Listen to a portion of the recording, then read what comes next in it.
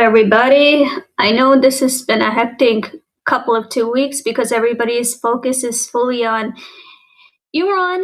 That, as a matter of fact, I was given a documentary I was supposed to do, but I have not started on it yet because of what's happening related to Iran. I've been busy focused from both directions. Believe it or not, this thing has also crashed me uploading my content. I was supposed to put my all my Israel clips from my trip, and I did not get a chance because this incident came in the way. And as of right now, it feels like the entire world's completely focused on Iran. But what I've learned from this history repeating itself is that sometimes you have to fly back into time. You have to read all the wars that took place and who was linked to it, what ethnic groups. And I was monitoring social media that how everybody's just like forgetting the most important chapters that causes the conflict in the first place. Just like I said before, many times I told this to people that do not minus anything. Put every single damn thing into history in the exact order. You minus one thing, you're not going to understand anything. And today, like, seriously, when I was reading about the Safavid Dynasty, it's pretty interesting, like how they came into the picture. And I remember from an X space where somebody told me that, the funny thing is like how the Kurds and all these people never converted. So it goes back to the time when these guys were in power, and you guys need to like look into read about the history, like, hey, what exactly happened here, how did stuff take place. And I'm going to show you like a documentary. Well, hello. Yay. My subscriber showed up. How you doing? Stay tuned, and we're gonna watch a documentary together. I feel like it's really useful right now for people to watch the documentary so they can have a better understanding how stuff started. So before I proceed that documentary, I want people to understand things didn't just start. Okay, when you have something from the beginning, that's called the past. That's literally called the past. History does not repeat itself. Something called the past. However, as the history goes down, stuff rotates, some stuff come back, some stuff repeat itself. But in the end, we open up something new. And that's just the timeline. Hey, I want to go back to my old hometown. That was my favorite place to live. And it wasn't that big either. It was like a tiny village area where I lived with just land, school, and old-fashioned way be with your parents and few friends from the neighborhood. That's how I grew up. Nothing related to the city, big show-off walking, talking into cities. I didn't grow up like that. I grew up in like a really small village area with just school, kids from your neighborhood. That's literally it. That was my life there. And when my mom moved me, I was not a proud person. So hey, if time can reverse itself, I would probably ask for that. That hey, I want to go back to where I grew up. It was much healthier, it was much safer, less problems than I deal with today. So like, I'm gonna go into there and I'm gonna show you a documentary so people can understand. We're gonna start off with one, and the reason why I don't do videos, because if I do YouTube videos, I won't be able to answer questions. If I do live stream and share a documentary, I'll be able to answer questions, whatever everybody asks me, and show you better stuff in a live stream than compared to videos, how some content creators have videos. Like I said, I can make a video, but then I won't be able to answer questions. So let's get into it, and let's start it with the first documentary. Here we go. Share screen. We're going to watch this, share, and make sure this is on my screen. Add to scene. There you go. And I'm going to play it. There we go.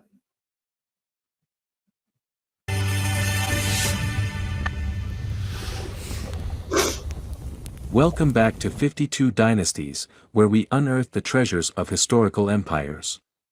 Today, our journey takes us deep into the fascinating Safavid dynasty,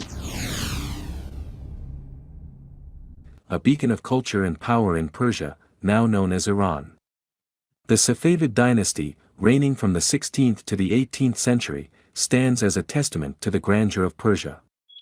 Its impact transcends political borders.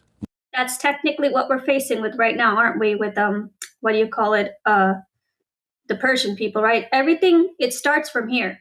Okay, you must not minus this. And of course, wherever there's a Shiite conflict, you are going to see something related to the history. There's no such book ever in existence. Without these guys, there will not be any Sunni zone. No such thing. But this is where everything starts and how did stuff proceed. So watch this, and here we go. Beacon of culture and power in Persia, now known as Iran. The Safavid dynasty, reigning from the 16th to the 18th century, stands as a testament to the grandeur of Persia. Its impact transcends political borders, leaving an enduring imprint on the cultural, artistic, and religious landscape of the region. At the helm was Shah Ismail I, a visionary leader who not only consolidated political power but also championed Twelver Shia Islam as the state religion.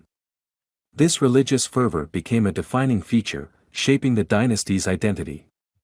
The Safavids orchestrated a cultural renaissance that bathed Persia in the splendors of art, literature, and architecture. Isfahan, under Okay, I'm going to pause one thing. So, before we continue the documentary, this is why I like doing streaming better compared to videos. I'm able to educate at the same time. So when you see multiple content creators, it doesn't matter who they are, whether it's an Israeli content creator or someone from Iran, you must, in any circumstances, you must remember the ethnic groups. If you are not going to remember the ethnic groups, you have no clue what circle comes from where and what history or connections does that circle hold. You're just mix matching. So when like you see content creators say, oh, Islamist started from 1400s, and then you see some like Jews say, oh, we lived in 4,000 years ago. But who were they? Here you go. This is who were they. Right here, right in front of you. This is who they were. Right back into time.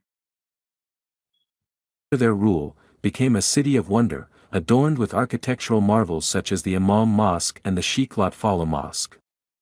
This cultural flowering was not just about aesthetics, it was a testament to the Safavids' commitment to intellectual pursuits and creative expression. The reign of Shah Abbas I marked the zenith of Safavid power. His strategic military reforms transformed the Safavid military into a formidable force.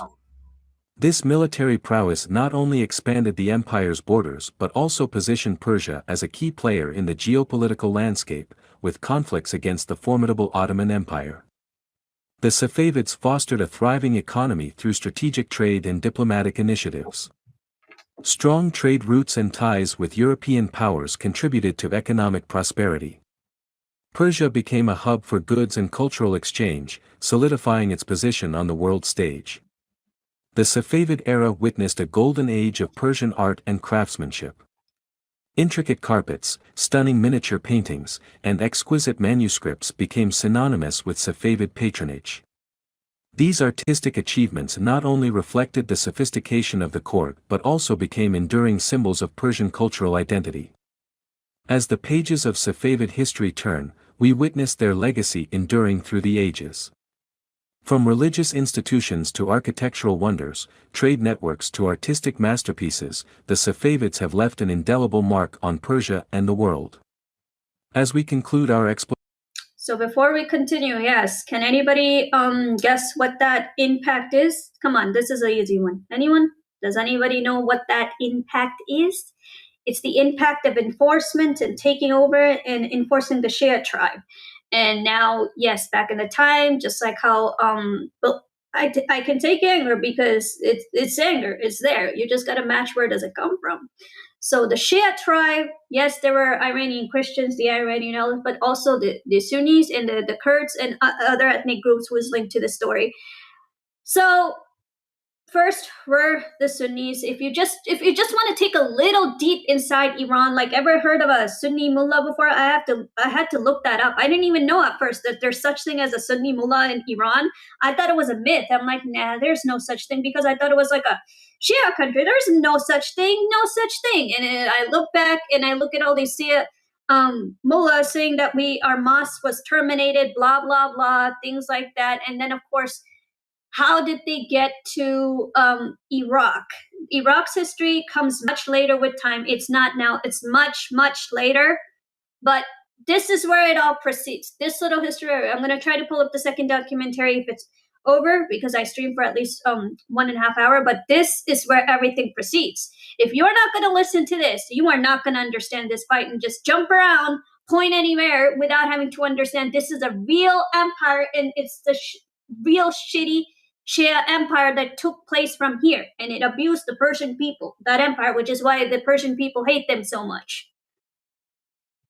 Exploration of the Safavid dynasty, we're reminded of the intricate tapestry woven by this remarkable empire. Join us next time on the 52 Dynasties as we discover more tales of empires that have left a permanent mark on the pages of history. Don't forget to like, subscribe, and Okay, so that was pretty interesting. That was just one document and how things proceeded. Of course, not a lot of the people know that. And that was just a demonstration, a preview back then. I have another documentary that is going to confuse people. So yes, that is the Shia dynasty. That's where everything began. When content creators tell you literally, oh, it started before 1979. You are absolutely right. It did. It's right here. It's this shit. It's this empire right here. It took place in Persia and converted the Persian people right over here. So when content creators tell you, it doesn't matter if you're a Christian content creator, you're a Hindu content creator, you're an Iranian content creator, you're Israeli content creator, everything starts from that freaking empire and how people got affected. That dynasty forced its way in, it made its way in, and it harassed the Persian people throughout the years. Now, the question is, what happened in the middle? You could say that because, like, who are they? The Safavid dynasty, Aman Kumar, who took place as the Shia empire back in the early days. The interesting thing I wanted to study about them, because Zoroastrian does have roots to India. I haven't got to that part yet. I'm still studying that part. That's much later, but this is inside Iran. And this is back in the day. Yes, they did kill. I don't know what, I have to look up those ethnic Sunni groups, but they did kill Sunni Muslims. And they had a war with almost all the people who they have today. When people say, oh, in the name of Allahu Akbar, I must kill you, you are absolutely right. That's exactly what they look at, and I have things to prove it. Right here, I published it this morning on the X platform. What exactly do they think? And what exactly do they feel? You are absolutely right. They force their power to enforce on people. That's just who they are. Like, literally, they've been doing it for so many years that it's not even funny anymore. You just got to read about it. How does this shit and where does it come from? It comes from that time period, and most people that they did it to, it wasn't, I want to say the Kurds chapters came after in the middle, but first would be the Persian people that they enforce their thing to. And yeah, you are absolutely right. It was not fun. It was not pretty. And they made their way in. In fact, I'm going to show you my X post that I posted this morning. And correct me if I'm wrong. This is what it is. Right here, I posted it this morning. If you don't understand this, then you're living in an illusion. Here we go. I'm going to share my screen and share my post that I posted this morning. Literally. This is what life is. Tell me I'm wrong. This is what it is right here. Share my screen. X window. Right here. We're talking about this history right here. Safavid dynasty beginning in the 1500s under the Shah Ismail, and he seized powers of Persia, enforced 12 Shiism, and who resisted, Allahu Akbar, who resisted conversion were often prosecuted. In the name of Allah, you must be killed, as in the Jews and Christians right over here. That is exactly what they did. Resisted, converted, were often prosecuted, killed. Isn't that what you're seeing in up front? That's exactly what they did. And they've been doing it for freaking so many years. I'm literally showing it to you guys. Isn't this the sentence when people sing on screen? Oh, in the name of Allah, Akbar, you must die. It's right over here. Right over here. Right here. Who resisted conversion and often prosecuted its own people if they didn't convert or follow their way of life. Now, somebody's going to tell me that, no, that is not it. No, this is history right here. I found it right here, if you can see it. It wasn't showing before. That's why I keep my phone so I can see my screen. Right here. Here's the post. Anyone who resisted conversion were often prosecuted or killed. That's exactly what is happening right now, people. In the name of Allahu Akbar, you must die. They made this policy when they invaded. That policy still the same now. They haven't stopped. No. 12-hour Shiism, anyone who resisted, meaning if you didn't want to convert, you must die. And that's exactly what they're doing now.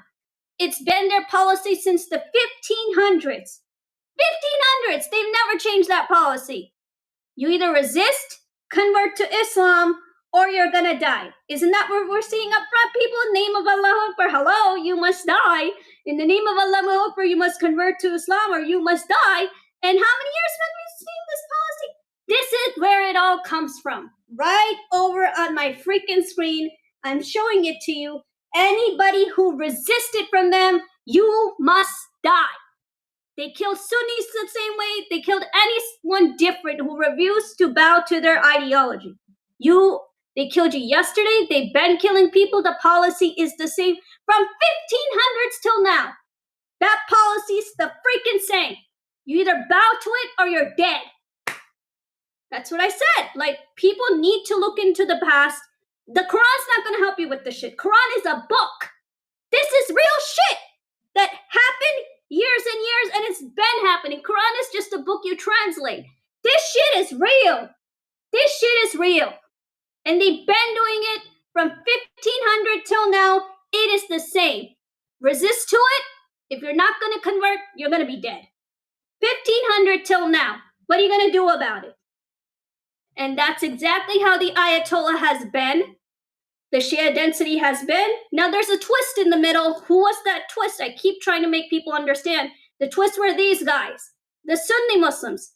Back in the day, Sunni Muslims did not enforce the Persian people. Yes, they didn't enforce anything. They didn't have that type of power until these guys came in and made its way in and took the power. They eliminated everybody. Then it grew, and you have to read about wars. What happened to Iraq after that? What happened to everything after that? Ottoman is just a word. The people who just jump into colonialism. No, this is not colonialism. This is real shit. Whose religion's gonna rule? This is no damn colonialism or takeover. This is real freaking shit. Whose religion's gonna rule? They conquered, they took over and made it 12-hour Shiism. And first people that they targeted were the Persian ethnic group. Kurdish got away. Some Alawites got away, which is why today in society, not a lot of Kurdish people believe in a religion. Can you blame them? Look at what happened to their house. Look at what happened to their house after Shiism took over. Can you blame them? I wouldn't blame them at all. I would say, okay, you're free to go. You're free to what to do. And I believe them. Now, the second movie that I'm going to show you, which is just as important, and people need to understand what happened after that. People need to remember this war. This is the most important war. It's linked to everything. How life started, what is their ideology, what do they believe in, and how they wish to live. And if anybody who takes that power away, they're going to fight them. Even if it's a Muslim. Let's say an Arab Muslim says no to their ideology. They're going to war it. They're not going to get away without a battle. They're going to war it. They're going to war it, just like how they warred their way into the land, took over the Persian people. Now we're going to look at the second documentary that I wanted to show you guys, and you guys need to understand that it didn't start this way at all. People always act like it did, but it didn't. No, that's just a sample. That is just one sample. And now I'm going to show you one more documentary so people have a better understanding. So they made their way in, and they made sure of it, that people took them seriously, because if you didn't, they would chop your head off. Like, hey, why aren't you taking us seriously? Why aren't you taking us seriously? The simple answer, either take them serious or you would have been dead. You would have been dead. And that's pretty much how they are still even today. They don't listen. They don't show mercy to their people. They don't show any empathy to anyone. It's either follow the Shia tribe or you must die. So the next chapter we are going to, after showing you that one, the Safavid dynasty, the story. So who was this leader? Let's go to the leader first. I'm going to go to the leader first. This is the king I'm going to show you next. You need to know this guy. He's the main one. Okay, share screen. Come on over. Okay, so this is what I'm going to show you next. Then it's going to be the third documentary. So this guy, yes, he invaded and he's the biggest ruler, kind of like how Ayatollah is today. Kind of Ayatollah, how he sees himself. Technically what this is, but look in. The founder of the Safavid dynasty reshaped the course of Persian history in the early 16th century. Born in 1480. So like, one thing I am going to say, anybody who's Arab on my channel, I'm pretty sure these are not Arabs, but yes, this is an ethnic group. According to research, these are Turkic group, not Turks, Turkic. Just like Azari are an ethnic group of Iran, these are Turkic, not Turks, Turkic. So this is where it all begins. And just like I remember one of Elka Lavan's videos where she posted on Instagram where she stated, it didn't start when 1979, it started in 1400. Yes, these guys. I'm not sure if you know these guys, but it's these guys who did everything. 1987, he ascended to the throne at a young age, leading his forces to establish Shia Islam as the state religion of Persia. His family was part of the Safavid dynasty. This dynasty had a long history that began in the early Islamic period. They weren't just rulers, they also helped create a rich culture and spiritual life in Persia. Ismail's family was known for following the Shia branch of Islam. This belief would play a big role during his reign. His father was Sheikh Haydar. He was a respected religious leader and a strong military commander. His mother, Kutlu Begum, came from a noble family. This made their family even more important. The Safavid dynasty had a great influence over the region. Ismail grew up with big dreams because of his family's legacy. He learned many things from his elders, preparing him for the challenges he'd face. As a child, Ismail saw many different cultures and religions. These experiences helped shape his ideas about the world. Being born into this famous family gave him a strong claim to leadership. The mix of political power and religious beliefs would... Okay, so before I continue this, so I do have something that people want to look into. So during this time, people might want to study, like how does the Shah dynasty, right? Shah, which is the Prince Pahlavi Shah, right? The Shah dynasty, right? But however, there's a crash in the middle, okay? The crash in the middle is, so like, let's look up the Shah density. In fact, I'm going to show it to you right on the screen before I continue the video. Let's look at the side, because technically, Shah density would be what the Persian people are technically fighting for now, as in Prince Raza Pahlavi, the Shah, the great Shah. Where does it come from? So the Shah density was the Shia Islam, but now a lot of the people are fighting for someone who is part of this. So we're going to go to the computer, and I am going to click a new tab. Before I continue this, I'm going to show you something else. Is the Shah dynasty link to Pahlavi? Yes or no? Oh, puzzle match right over here. Can anybody see my screen? Oh, I wonder if anybody could see my screen. Remove. Let's show it. I'm going to show my desktop. Share screen. Shah density. Share. Okay. At Tazine. There it is, guys. I tell you, my research is never incorrect. It's not. Okay. Right here. Here it is. Isn't that what the Persian people are fighting for? The Pahlavi density is linked to the Shah dynasty, Reza Shah Pahlavi, founder of the dynasty, ascended to the throne from 1925, co-defeat against the Qajar dynasty. His son Muhammad Reza Pahlavi, 1941, is until the Islamic Revolution. So this is before 1979. And another question we're going to type in here. Shah dynasty. Right here. Shah.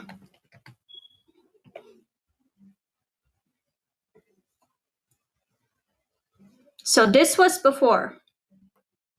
Right here. So Shah density, that would be the density that I put up. The Pahlavi density, which ruled in 1925. He came later. And this was that I'm reviewing currently, the Safavid density. It started off with that. Now the question is for everybody, what came in the middle? So it started off with the Safavid density, and then it went down to Shah density. The question is, what exactly happened after that? Now, if you want to put in questions like, let's say,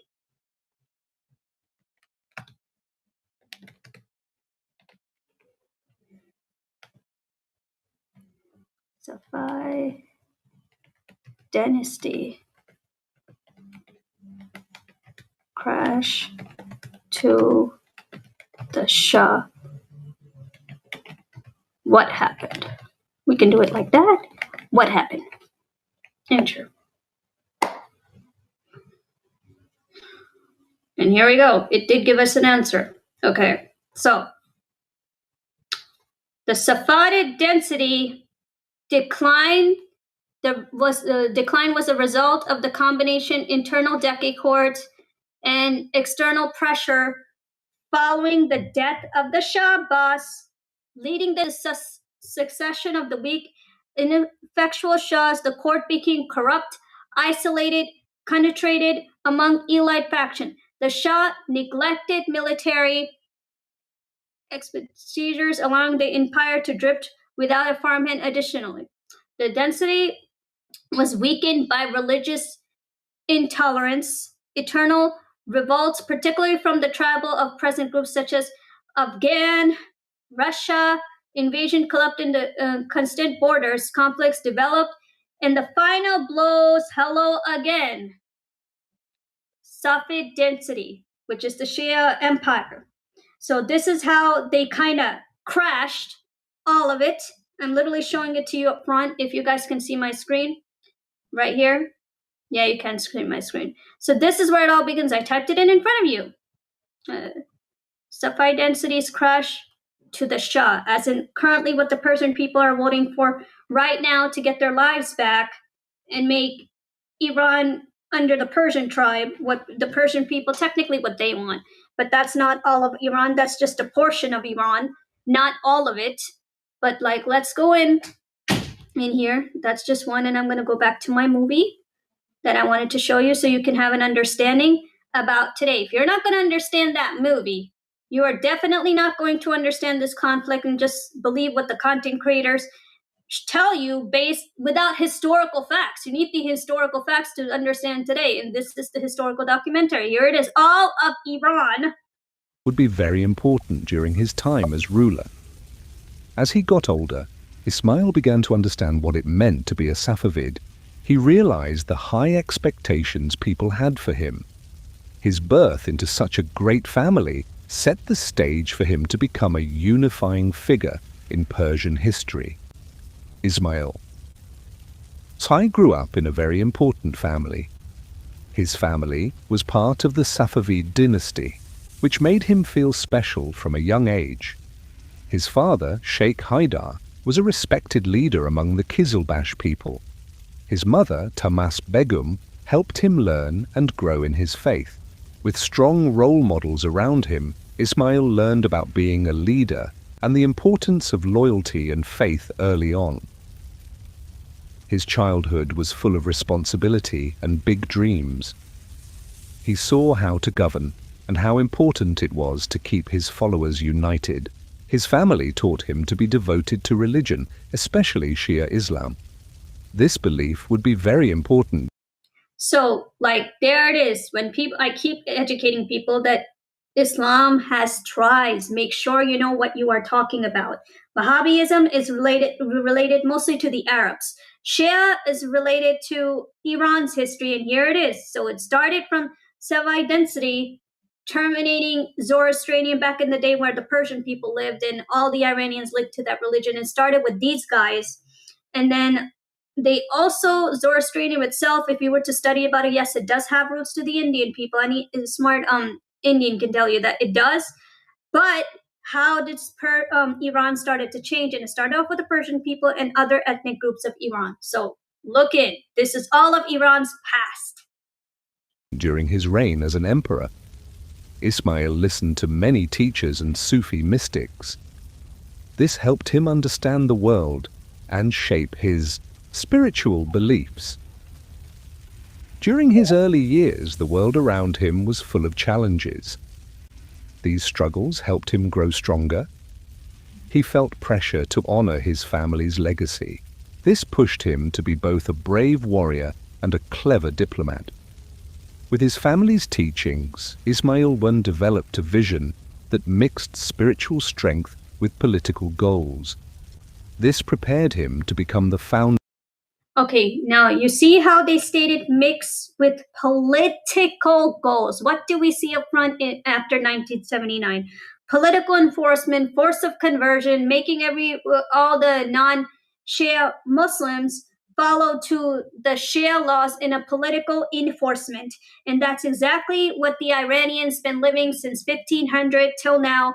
They made a political enforcement. It's right up front. I'm showing you. This is inside of Iran from early time till now. What happened to the people? This was their costume. You see the uniform with the hat and all these type of dressing. These were Shia Muslims. You still see Khomeini dressed like that because that's the dress code of the Shia Muslims from early time till now. Khomeini dresses just like that on my screen. Khomeini dresses like that. This is early Iran. So if anybody is confused about Iran, you might want to look into it and see what this holds. And it holds a lot right here. So here we go. Back to it. Remember what I said. Political enforcement. Hello, right here. They're telling you. Political enforcement. Of the Safavid Empire. After the sad death of his father in 1488, Ismail I faced a hard time. He'd to leave his home because of the dangers around his family. He found safety in the mountains of Iran. The tough landscape reminded him of his own struggles. During these years, he learned how to survive. He depended on his loyal friends and the wisdom of the Safavid mystic. Ismail's time in exile wasn't only difficult, it helped him grow. He formed a strong bond with his heritage and faith. This connection would help him later when he sought power. As he moved from one hiding place to another, Ismail became a better leader. He made friends with local tribes and important people who shared his dreams. Every day, Ismail faced the threat of attacks and betrayal. This made him stay alert. He learned how to outsmart his enemies. He also became good at bringing different groups together for a common goal. He inspired. Now, tricky question. If anybody Iranian watching my channel, you might want to look up who those ethnic groups were who came together in this project, who supported this tribe. This is what I was telling a couple people the other day, including Arabs. Like, when you see people fight in Iran, you have the light who support the Persian people, you have the left who support the Shia tribe people, but who were they? Who joined this club? Who the hell were they? And I named one. It was the Turkic. Not Turks, Turkic. That's an ethnic group in Iran. Turkic is an ethnic group of Iran. Look it up. Inspired a sense of belonging among his followers. Throughout this tough time, Ismail's spirit never faded. He turned his exile into a chance to learn and grow. This period of hardship shaped the great leader he'd become. It prepared him for his return to power and sparked his ambition for the future. In the year 1499, a great change began when Ismail I came back from exile. He was determined to take back his rightful place as a leader. Ismail gathered his supporters by sharing that he was from the famous Safavid dynasty. His charm and vision attracted many people. They all wanted to join him and work towards a common goal. Ismail gave hope to those who were unhappy. They longed for a strong leader to guide them through the difficult times. Ismail knew that religion was very important for gaining power. He chose Another stump question, right? What does Khomeini love? Can anybody answer that for me? What does Khomeini love? One thing about Khomeini, one person, if they have the guts to tell me this, is very simple. Khomeini and the Ayatollah gang, they love power. They love power. And they're saying it right here in front of you, that they needed to gain power. Right here, exactly how the Ayatollahs, you must have power in religion. Religion and power. Religion and power, and what do we see up front with Khomeini? Using religion and power against the world. To follow Twelver Shia Islam. This made him different from the Sunni rulers who were in charge at that time. It also gave his movement a special identity. His strong beliefs helped his campaign. He acted like a hero who'd bring back the right order. His passionate speeches and acts of faith touched the hearts of the people and brought them closer to him. In the tough lands of Persia, Ismail started to build a small but loyal army. He used smart military strategies. He used the rough terrain to help him. By engaging in quick battles and surprise attacks, he showed that he was brave and clever. Each small victory made his followers even more excited and helped him gain more supporters. Ismail I was a powerful leader. He wanted to take control of Tabriz, an important city in Persia. In 1501, he knew that capturing Tabriz would help him become stronger. It wasn't just a city, it was a key place for trade and had great meaning in the fight against his enemies, the Safavid factions and the Ottomans. So he gathered his loyal soldiers and marched towards Tabriz, ready to claim it for himself. As Ismail's army got closer to Tabriz, they were excited and well prepared. The city was ruled by the Koyunlu dynasty, which was losing its power. With the help of local people who supported him, Ismail planned a strong attack on the city. The battle for Tabriz was tough. Ismail's army used smart tactics to break through the city's defenses. After many days of fighting and pressure, the defenders couldn't hold on any longer. They finally gave up. On that important day, Ismail rode into Tabriz, welcomed by cheers from the townspeople. They wanted a new leader, and Ismail was their choice. Now, where does that ring a bell? Can anybody answer that for me? Where does that ring a bell? So the Turkic, again, not Turks, Turkic is an ethnic group of Iran. So just like this documentary, a lot of the people, like the way I see this, the best way I can put it, so the Kurds, Alawites, and Balochis were always sandwiched in the middle. They didn't really have a nose, so it say as much as Persian, and I guess these weirdo Muslims like the Turkics. So yes, again, the vote, just like today, it's technically up front. Literally, it is. Some wanted a new leader, like how some support the Ayatollahs, and the others wanted a Shah. And that same conflict goes back into time. They didn't want this leader. Well, others prefer another leader, and that's technically is up front now. You're listening to it. I don't have to say anything. You're literally listening to it, that they wanted another leader, but some preferred this leader, the Shia leader. Literally, and that conflict still up front. Some prefer the Shah. Some prefer, well, the weirdo demon Ayatollahs, but yeah. His victory wasn't just about winning a battle. It was the start of a new time for Persia. Once he'd Tabriz, Ismail I made it his capital. This choice helped him to bring about changes and plan future victories. Taking Tabriz was a big step in Ismail's dream to unite Persia under his rule and build a lasting legacy. While Ismail I was in Tabriz, he worked hard to make Twelver Shia Islam the main religion of Persia. He thought that having Now, how does that ring a bell? All from the 1500s till now, it was the goal to make all of Persia as in Iran, the entire Shia density in the Shia tribe, the official religion, which is why through Iran, it is very important to dig through all the ethnic groups. I was speaking to my Iranian friend, and he was kind of disappointed what Musab Hassan Yusuf wrote. I didn't really get into that. I'm like, it's all about digging inside Iran, studying all the ethnic groups of Iran. But the big group that comes first would be the Persian people that's linked to this. So as you can see, that this religion has a serious impact in Iran for a very long time. It's not today. It's years and years ago. Its own tribe just made its way in and took over. And Persian people have been pressurized into it.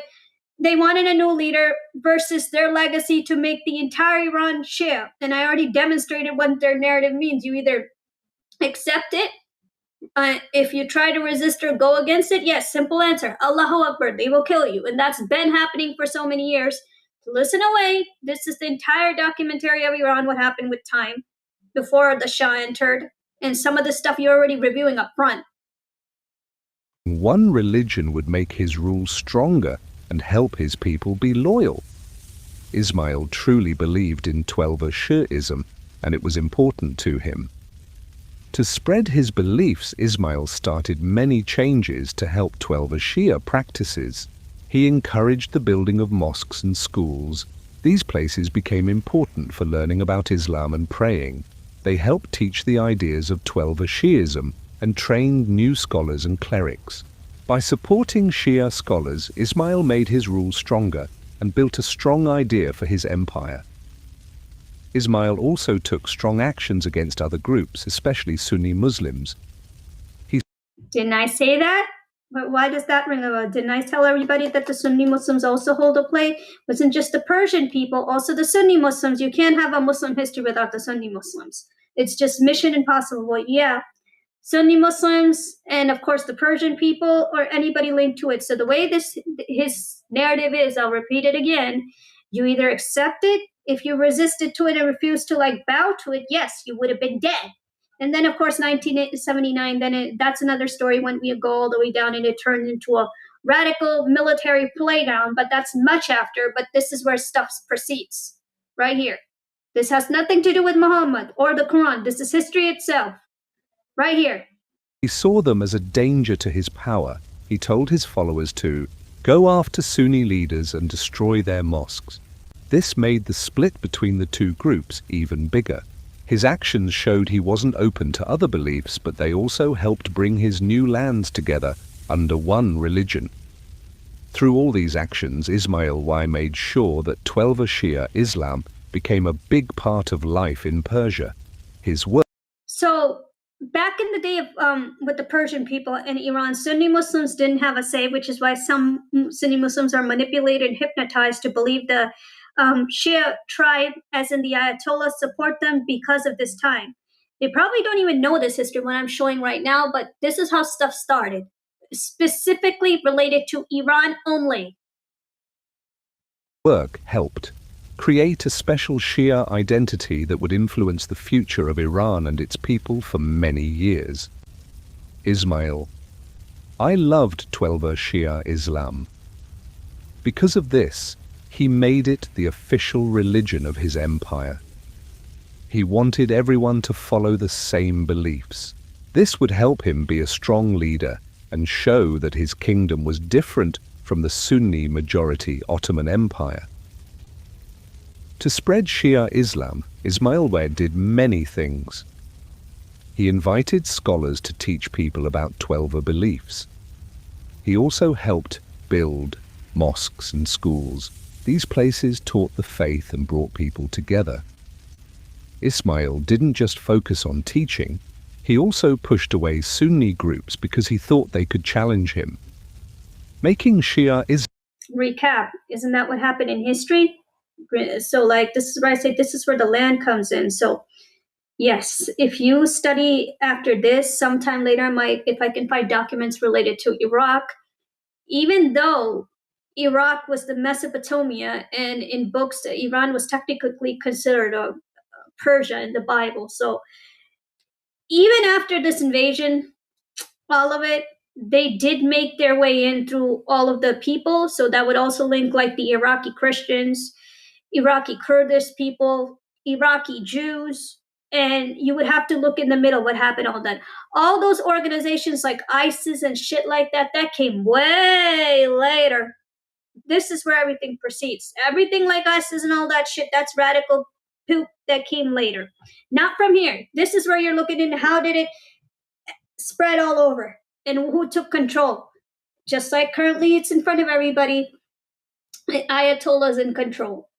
All the militant groups, everything, not the Arab countries. Arab countries do not have that much potential power as much as the Ayatollah itself. Islam, the state religion, changed politics too. Ismail saw himself as a religious leader, kind of like an imam. This made him more important to his people. They learned that being loyal to their country also meant being loyal to their faith. Promoting Shia Islam helped unite different groups of people who lived in his land. In short, Ismail Watt's love for Twelver, Shia Islam, changed Persia forever. It built a strong foundation for the Safavid dynasty that would last for many years. In the year 1501, something very important happened in Persia. Shah Ismail I declared himself the Shah of Iran. This meant he was the king. He started the Safavid dynasty, which was a powerful royal family. Ismail worked hard to unite many tribes under his leadership. He was proud of his heritage because he came from the Safavid order, which helped spread Shia Islam in the area.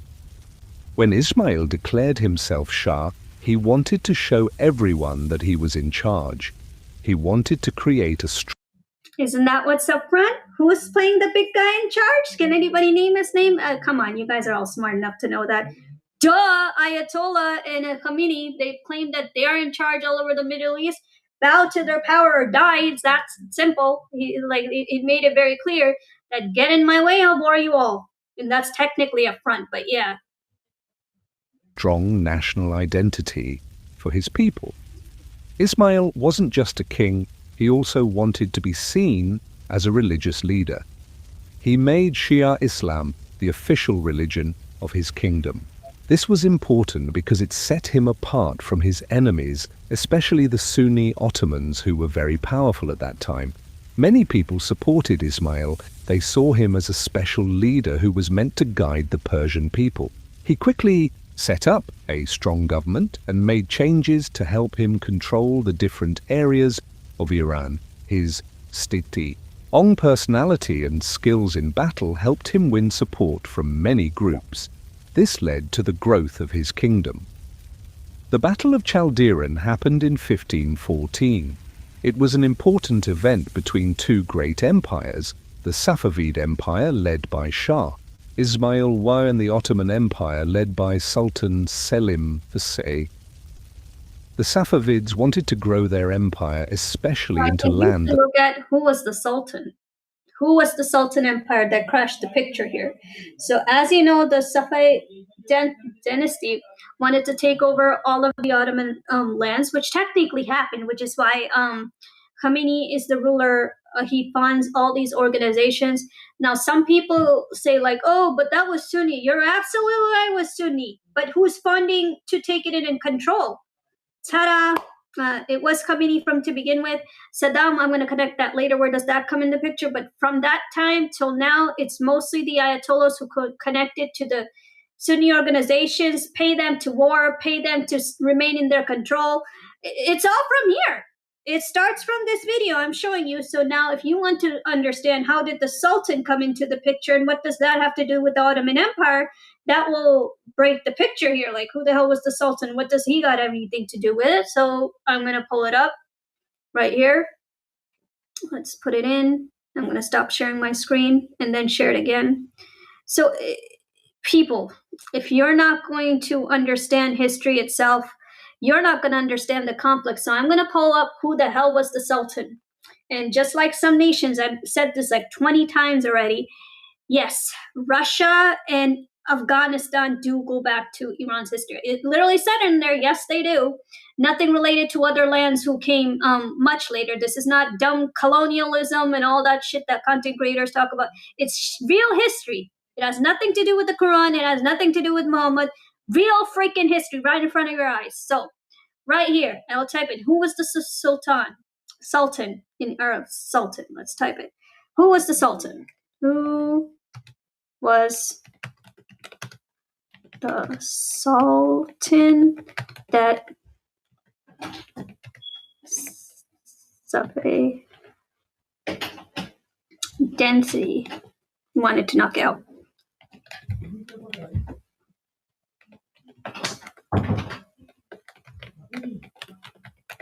Let's go. Okay, here we go.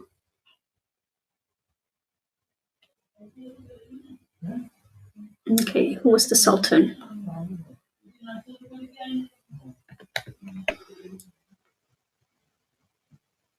Come on. Oh, that makes the picture very interesting. Okay, so I'm going to share my screen again. Remember, this is where Iraq would come into the picture technically, yes, but yeah. Share. Okay, here we go.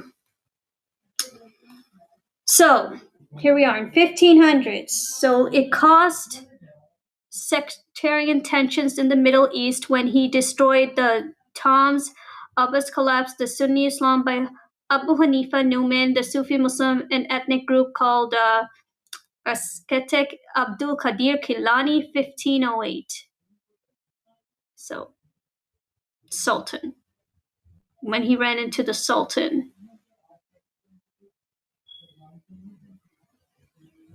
And here are some of the answers to that. Right here. This is technically these are Azari. Remember, Ottomans raided the Safavid Azari, as in Azerbaijan, a land part of Iran. Azaris, the ethnic group, it killed the Shia Safavid. Places, villas, gardens were destroyed. Karbaka, they were captured by the Ottomans, and this is where they pretty much got into a war. And Soleimani received a Safadi delegation as his winter quarters and Misha negotiate peace. No. And regarding the territory, Safadi regarding recognition of the Ottoman rule in Iraq. That's where Iraq comes into the picture. And some of this ethnic group, Azaris, would be the Azerbaijanis. Right here. This is an ethnic group. Minus Bajan is Azaris. So this is what I mean. If you are not going to talk about this stuff, you are definitely not telling Iran's history correctly. You're talking about one ethnic group in just one portion of the fight. That's not the entire fight of Iran. So back to the story. This would be the Sultan and all these groups right here. And just like how I said, when does Iraq get into a picture? Right over here.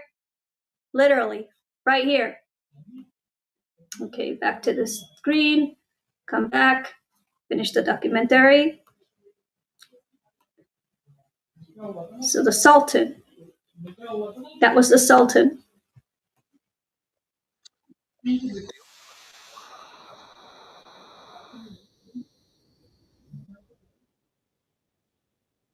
I believe I reviewed that.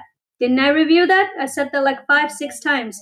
Sunnis were really concerned who's going to take their power. Right here.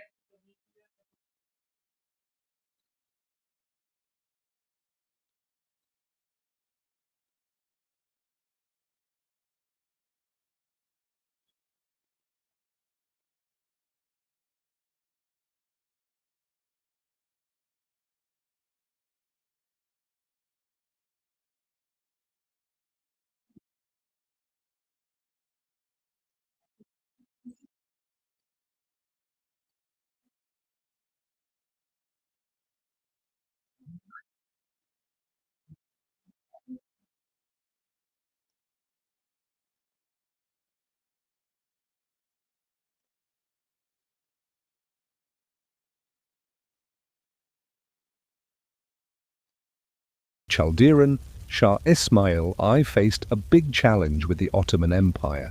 This battle was tough for him because he lost land and had to deal with the powerful Ottomans. Shah Ismail was very passionate about his beliefs. He followed Shia Islam, while the Ottomans were Sunni. This difference in religion made their rivalry even stronger. After the defeat, Ismail worked hard to keep his power in Persia. He wanted to unite. Where does that ring a bell? Didn't I say that before?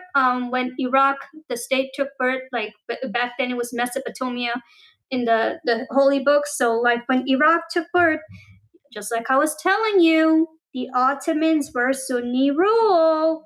Then who took control of the Ottomans, and which is why all those organizations under Iran's command. Boom, boom, boom. Something to think about. Right here. His people and remind them of their Shia identity. He knew the Ottomans were a threat. Even though he faced many difficulties, Shah Ismail still engaged in small battles to try to take back what he lost and show that he was still in charge. Even with all the fighting, Ismail understood he needed friends. He talked to other nearby leaders and sometimes tried to make deals. He hoped these alliances would help him stand up to the Ottomans. But the Ottomans, led by Sultan Selim Firvas, were always Sultan Selim. Remember I just showed you Sultan Selim, he was the ruler of the Ottomans. Sultan Selim. So I'm going to type that on my screen. Sultan Selim. And it says right here, here it is, right here. Let me share my screen. There he is. And that's in the ancient time, from time till now, that's when Iraq comes into the picture. Right here. So I'm going to stop sharing my screen and share it again so this guy gets refreshed. Right here. Share. And let's put this to the screen. So this is where the Ottomans come into the picture. And Selim, just like the documentary says, aftermath, campaign. So he starts talking to the campaign, which would be in part of this Azaris, the Turkic, I already mentioned them. These are all ethnic groups of Iran, Azari, and then Salim received Safavid delegation, just like the movie I'm showing you. And this is where he started to make agreements with Sultan Selim and asked away regarding the territory of Safavid and the Ottomans' rule in Iraq. But guess who took over after that? And I'm pretty sure if you all know Miss Iraq, who is a Sunni Muslim on the X page, yes, that's where it all began. It began. So the Ottomans, yes, they were just like I keep saying over and over, they were under a Sunni rule, but it did not end that way, which is what is in front of everybody today. Who rules that shit? The Ayatollahs. It did not end that way at all. So back to the thing. Back to the movie. What I was showing you guys. Fresh screen. Back to here it is. So just, I reviewed it, everything in front of you. There.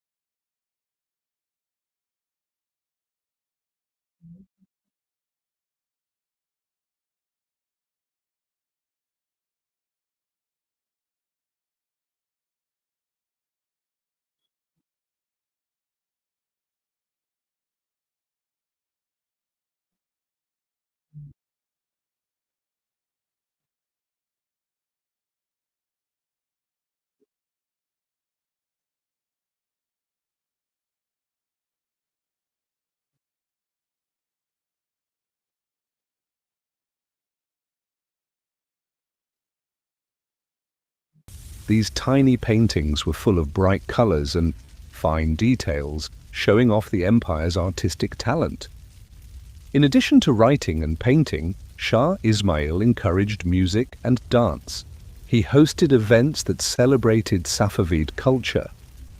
By creating a place where artists could shine, he made his empire's culture vibrant and lively. His love for the arts helped define the Safavid era and left a lasting mark on history. Shah Ismail. I knew that a strong culture needed good rules to help the Safavid Empire grow. He made important changes to how the empire was run. He wanted everyone in his empire with different backgrounds and beliefs to feel united and loyal. To do this, Shah Ismail changed the way the government worked. He picked smart and skilled people to help him, not just those from noble families. This way, the best people could help run the empire, making it better for everyone. He created a strong central government so that different parts of the empire could work together better. This also made local leaders less powerful. Shah Ismail also wanted to make sure the empire had enough money. He set up a fair way to collect taxes. This helped stop cheating and brought in more money for the empire. With more money, he could build important things like roads and keep the army strong. He also worked on making communication better across the big empire. He improved the roads and started postal services.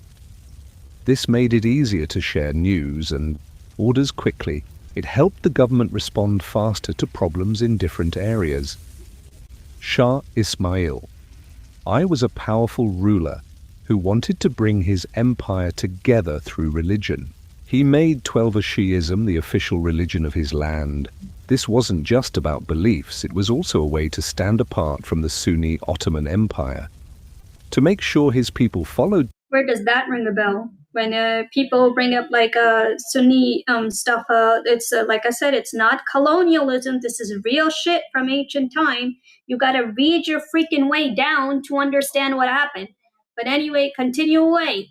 Twelver Shi'ism. He sometimes used force against those who didn't want to change. This helped create a. Where does that ring a bell?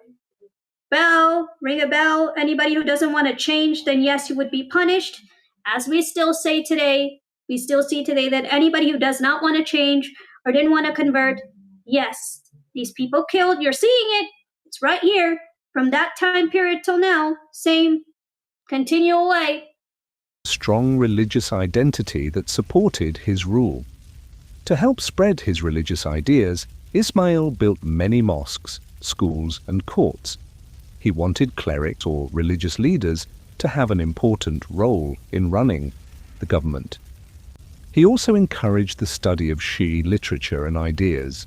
This created a lively culture that celebrated Twelver beliefs. Ismail hoped this would make his followers loyal to him and show that he was chosen by a higher power to lead. However, Ismail didn't tolerate other groups, especially Sunni Muslims. Red flag questions. Think.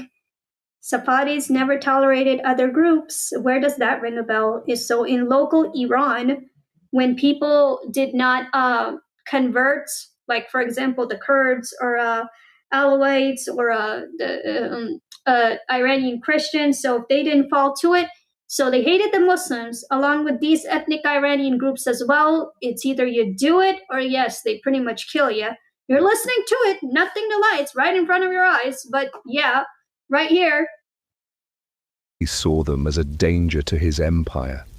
Danger, right? Where does that ring a bell? Danger. So if you don't convert or follow my rules, I'm going to kill you, and that's a threat. And that's exactly what's happening to the Iranian protesters today now, isn't it? Because you are going against the rule and the empire that these guys made. Unfortunately, they are getting killed, which is very sad, but yeah. His actions included taking away property from those who disagreed and even punishing important Sunni leaders. Shah Ismail. I worked hard to make Twelver Shi'ism the main religion of his empire, but Sufism was also very important in the culture and spirit of his kingdom. Sufism is a special part of Islam that focuses on having a personal connection with God. This made it a place where people could feel closer to the divine and grow spiritually. At the Safavid court, Sufi poets and thinkers were highly respected. They helped shape the art and ideas of that time. Sufism also brought together different social classes. People from all walks of life came together for gatherings called dhikr. These events were full of prayers and rituals that helped create strong bonds among the participants. They made everyone feel united in the empire. The Sufi orders, known as tariqas, gave spiritual advice and support. They helped spread Shah Ismail's religious ideas. Sufi leaders were very important to the local people. Their teachings spoke to the hearts of many, and they became important allies for Shah Ismail. The Sufi sheikhs helped connect the government with the people. They made the new religion feel more accepted. This strong relationship helped the Safavid dynasty become powerful. It also deepened the spiritual ties among the people. To protect his empire and make it bigger, Ismail. So one thing I'm going to point out, okay, in the middle, so like during the times of the Ottomans, the Shias did become a little bit weak. That would be the time period before the Ayatollahs. And then how they lived under the Sunni rule, they weren't as powerful as they had this type of power in this history. That's where you can say they were slowed down. Some people still tell me today, after 30 years from now, or even 40, they're going to try to rise back up again. So if anybody says that, oh, it's going to be happily ever after, you must be kidding. Yes, you could say they're going to be weakened, and maybe, I'm going to say maybe because I'm not God, maybe when the Persian people gained their power back, along with disagreements with the Kurds and other ethnic Iranian groups, whatever that's inside Iran locally, just like how Americans have their local problems with different groups. However, when that happens, that doesn't mean after like 10 years after that or 20 years after that, these guys are not going to rise back. They did it during the times of the Ottomans. I actually have that document saved. And after the rise of that power, you want to know what that power is? It's called the Ayatollah. We used smart military strategies. He mixed old ways of fighting with new ideas. He knew that it was important to be ready for his enemies and to understand the land where battles took place. This helped him win against bigger armies. One important part of his plan was using fast-moving cavalry.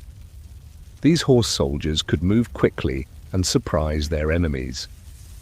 This gave Ismail an advantage over slower foot soldiers. Ismail: I also used tricks to scare his enemies. People were afraid of his strong and brave reputation. Because of this fear, many enemies gave up without fighting. He'd show off his army's power with big parades and speeches, making it clear that fighting back was useless. He was also good at making friends. He formed alliances by marrying into powerful families and making deals with local leaders. This made his power stronger and helped him during battles. He made sure his soldiers felt loyal and united. They believed in their mission and wanted to win together. As Ismail I grew stronger, he focused on making his empire bigger. He wanted to bring together. That's technically the Ayatollah right now. So like I said, after this, and the Ottomans came in, like I said, anybody who's saying, oh, colonial, you are so wrong. Whatever happened to Iraqi Jews and all these other ethnic groups who live in these Ottoman countries? Before the state of Israel, this is where it started with the Ottomans. This is where the other Jews were living with the Alawites and all these places. Syrian Jews, Turkish Jews, Iraqi Jews, you were here before Israel's independence, before you guys moved. So yes, you were here, but you were technically here in this areas. But anywho, so as the time went on, and I just showed you where did Iraq come into the picture, along with, so these guys, they did lose power in the middle. That's how Sunni rules those lands. Without that power, technically, they would have been in charge of all the Ottoman lands. But the Sunni power came in the way. But later, when Shah was in the middle, like the Pahlavi Shah, he was in the middle. And then later, after 1979, these guys gained power again, which is called the Ayatollahs. So these guys are always about the power. That's how they run. They've been running their emperor with power on the Persian people and the entire land. The portrait's in front of you. I don't need to say anything. Look at the picture. Look at the violence you see currently in Iran. Just like this picture, do you not see people get dead? Do you not see people get burnt? Do you not see people get killed? Just like this history right here. And I know President Trump, you're watching, but this is important. This is Iran almost 1,500 years ago with the Persian people, and it's currently right now with the Ayatollahs' rise of 1979. Before it was this density, Safavid dynasty, right here. Listen away to what happened to them. Together different lands under his rule and spread the power of the Safavid dynasty. His military campaigns were filled with important battles that not only gained new lands but also showed everyone that he was a strong leader. One of Ismail's biggest victories was against the Uzbeks in Central Asia. He fought hard in many battles and took back lands that had been lost. This included areas like Khorasan. By expanding his empire, he proved his strength to both friends and enemies. Ismail also wanted to control the Caucasus region. This area had important trade routes and resources that his empire needed to grow. He used both his army and smart diplomacy to take over lands like Georgia and Azerbaijan. This helped him spread his... Where does that ring a bell? Remember when I said that do not forget the connected lands in Iran's history? It's not just Afghanistan. That's from the start. But all the way down, Azeris would be the Azerbaijan land. Like Azeris are also an ethnic group of Iran, not just the Persian people. Azeris, you're listening to it. How does Azerbaijan enter the picture? Here it is. And these guys would be considered, let me repeat my, Turkics, not Turks, Turkics, right here. Influence even more. But Ismail's plans weren't just about getting more land. He wanted to create a unique Safavid identity. He made Shia Islam the official religion of his empire. This made his empire different from the Sunni states nearby. It also helped unite his people and build their loyalty to him. As Ismail grew his empire, he knew that a strong economy was very important. He wanted to make sure his new lands were successful. So he made some big changes to help trade and farming. Ismail set up a better way to collect taxes. This way, money went straight to the royal treasury without problems. It helped reduce cheating and made sure resources were managed well across the empire. Farming also became a big focus during Ismail's time. He encouraged people to grow many different crops, especially in rich areas like Azerbaijan. He started irrigation projects and helped farmers so they could produce more food. This was very important to feed his growing population and army. Trade routes got busy again because Ismail wanted to bring back the Silk Road. He made it easier for merchants to travel safely between Persia and nearby lands. This not only brought in more wealth but also allowed people to share ideas and cultures.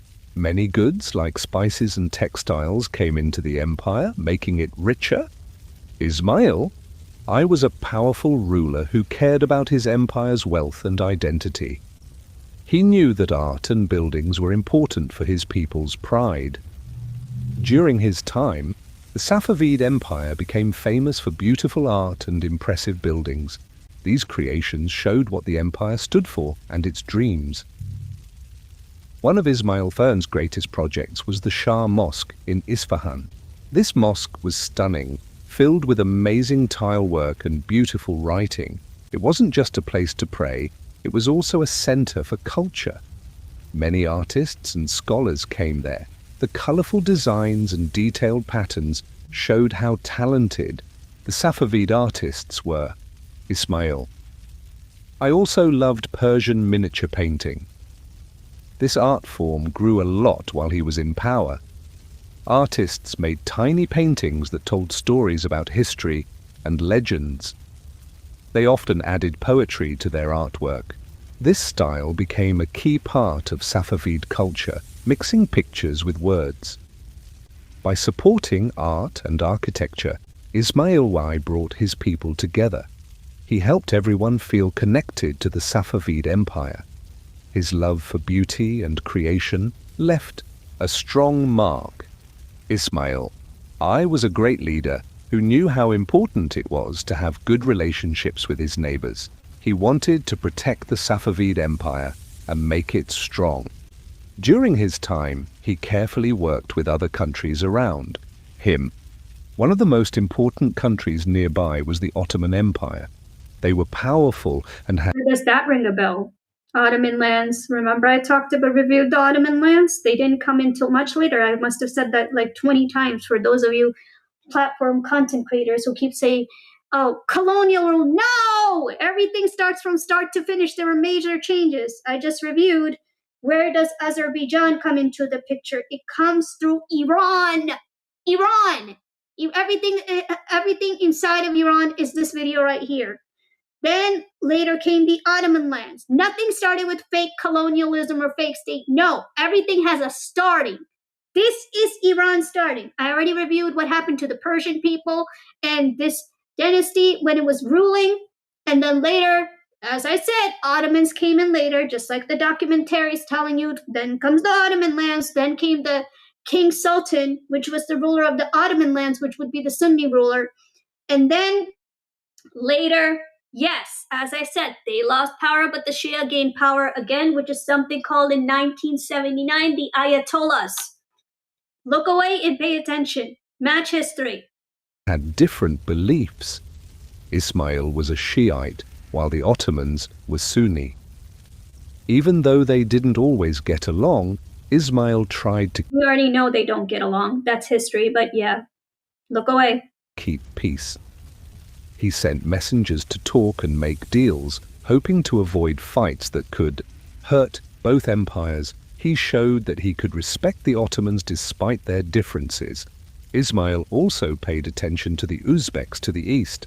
He knew that the Ottomans are technically considered someone of the Gulf countries, but yes, listen away. They could be a danger to his empire. To protect himself, he made treaties and arranged marriages. By becoming friends with local leaders and tribes, he hoped to gain their loyalty and keep them from attacking. In addition, Ismail bin reached out to the Portuguese and Spanish. He knew they'd a lot of power in the area. He wanted to trade with them and make friends to help the Safavid Empire. These efforts showed everyone that Ismail was smart and could grow his empire through friendship, as well as strength. Shah Ismail I was a very important leader in history. So this is how he connected with the Ottoman leaders. They were never friends to begin with. How people say, oh, Shia Sunni, Shia Sunni. No, they were never friends to begin with. Sunnis came through King Sultan, and Shia king would be Ismaili, who you're listening to right now. So the Sunni came through the Ottomans later, much later, which is how Iraq's story comes in. And I told you the best person to ask is Miss Iraq, as in Sarah, just like how she said a couple of times that, yes, Iraq used to be Sunni. So this is how these guys connected to the Ottoman lands, but that's not how stuff ended throughout the years. It's technically throughout the years, yes, it was okay, not perfect. It was okay until later, yes. Another enforcement power after this dynasty was the Ayatollahs. So the Shias rise again, which is current history today, but looking away. This is how they connected. His legacy is special because it changed the Safavid Empire and the way people practiced their religion. He made Twelver Shi'ism the state religion. This choice changed how people in Persia believed and made his empire different from nearby Sunni states.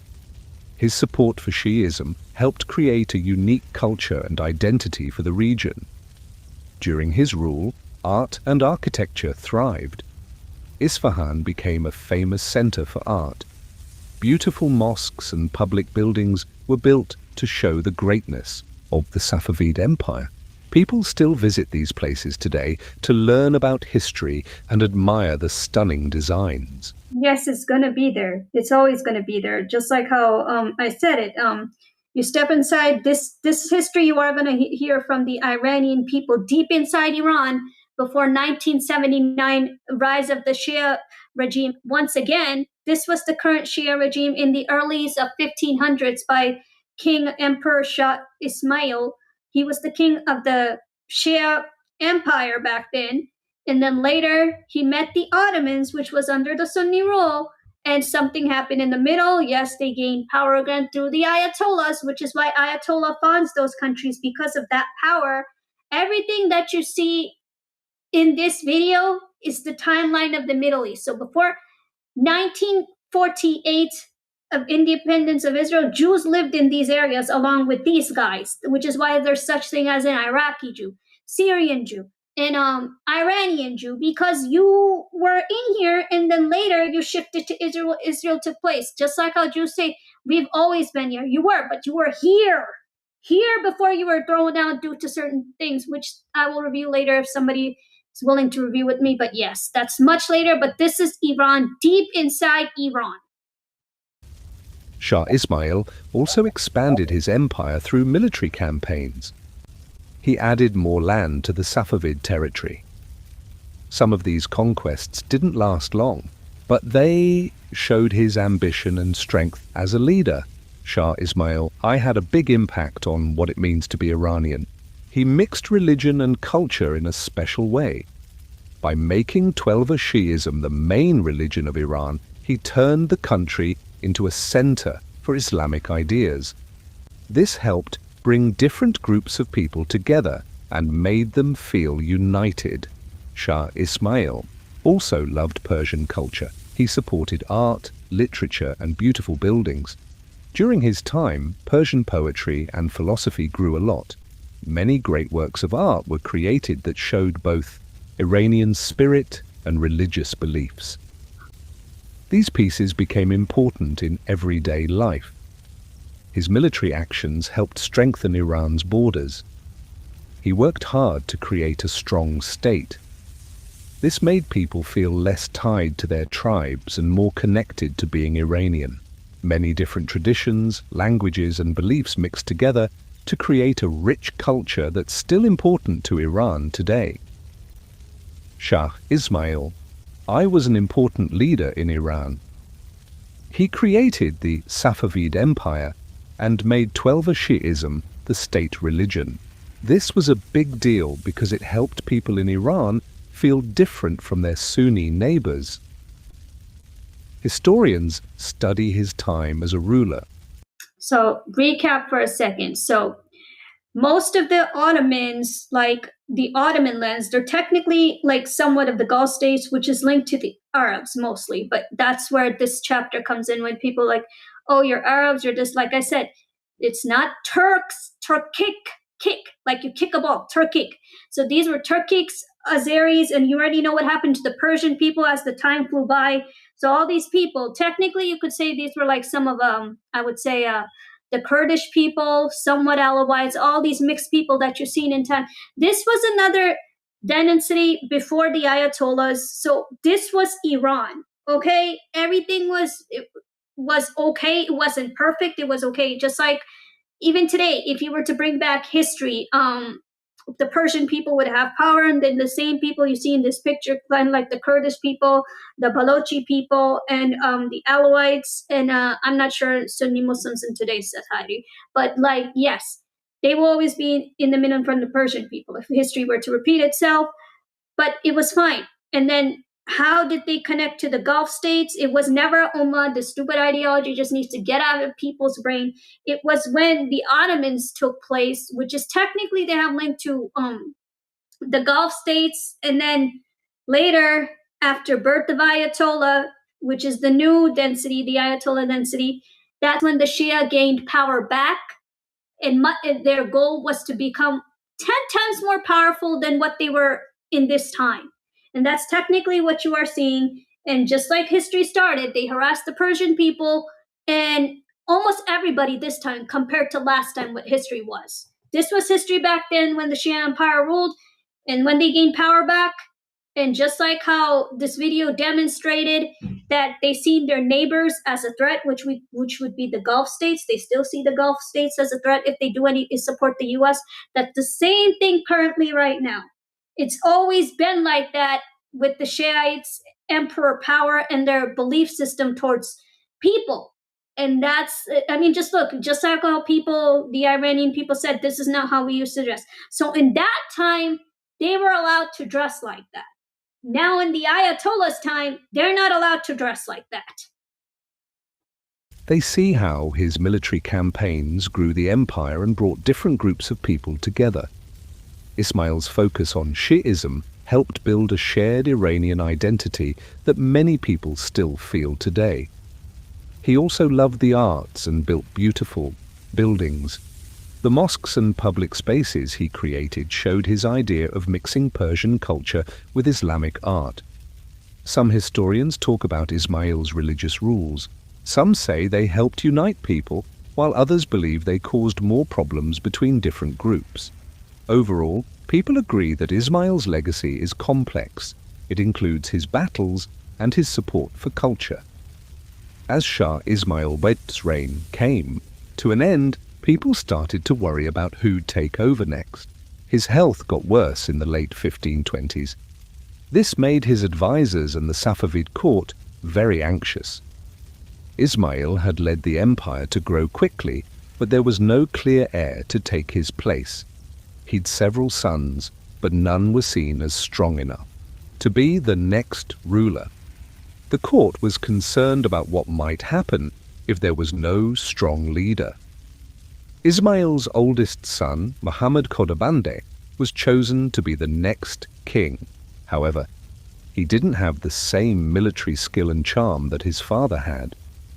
Different groups within the empire began to form, each wanting more power. The Safavid dynasty wasn't just about politics, it was also about religion. So, the question of who'd lead was very important for both the country and its faith. When Ismail died in 1534, Muhammad Khordadbeh became Shah Muhammad IV. But his rule was very difficult. He found it hard to keep control of the large empire. People began to disagree and fight among themselves. The central power weakened, leading to more conflicts and uprisings. This time after Ismail's death was a tough period for the Safavid Empire. It faced problems inside and outside the kingdom that would change its future forever. Shah Ismail IV is an important figure in Iran's history.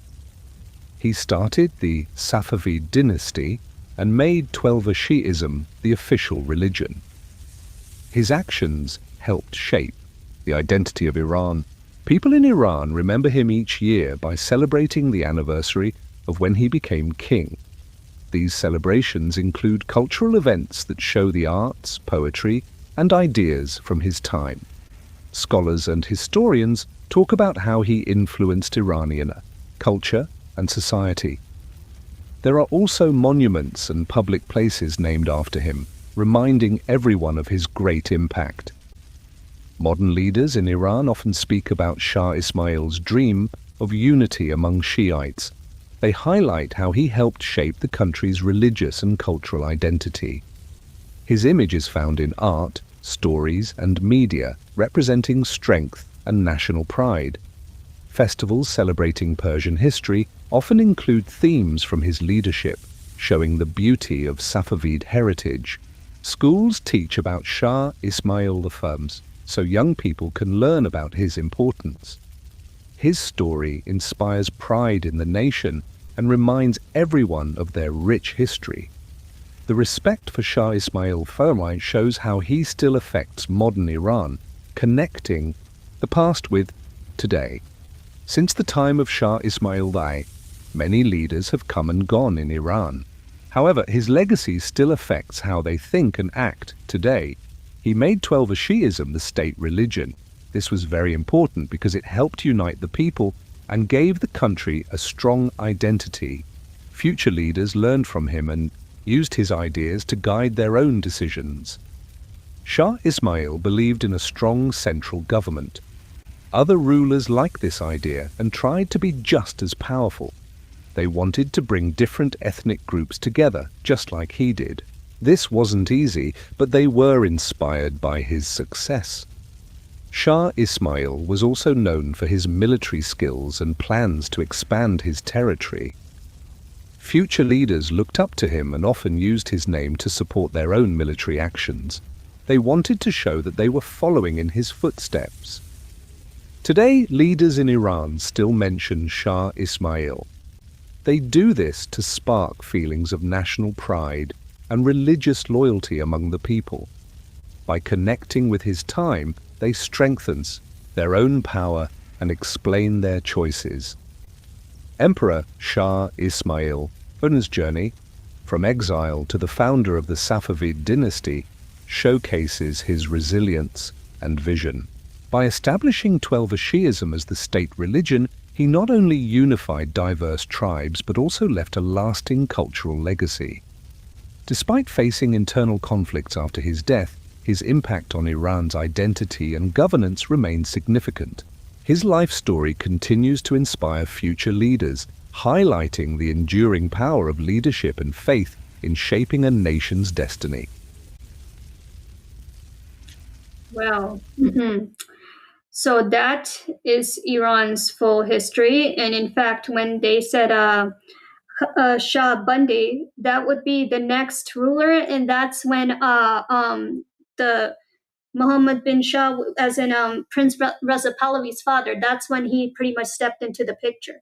That would be considered the Qajar Bandi, and they don't have a connection in blood, but this would be the next war of Iran, and how the Shah that the Persian people want, how he came into the line of the picture here. And I can show you a sample what I'm talking about, what just like the documentary said, that Qajar Bandi would be the next chapter after this. So the Shia Empire could not stand Qajar Bandi, because that, just like how they had a threat regarding their neighbors, they felt they were threatened.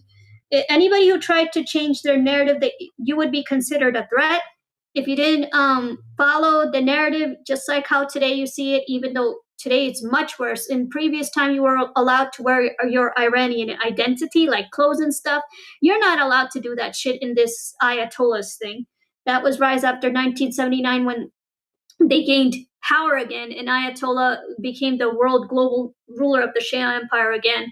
In the middle, they lived under Sunni rule, which would be the king sultan.